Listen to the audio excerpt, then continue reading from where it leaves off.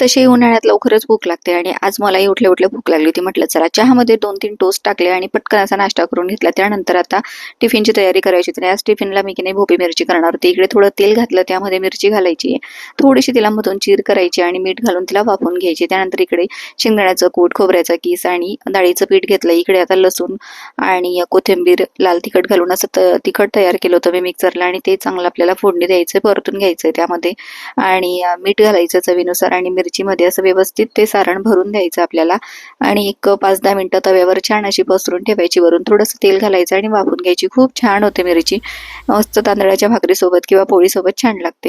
आता दुपारी की नाही मुलांना गुलाबजाम खायचे होते आणि खवा पण आणलेला होता, तर म्हटलं चला मग आता इकडे खवाना मी मिक्सरला फिरवून घेतला आणि हाताने आपण मळतो ना त्यापेक्षा मिक्सरला फिरवला की खूप छान होतं एकजीव.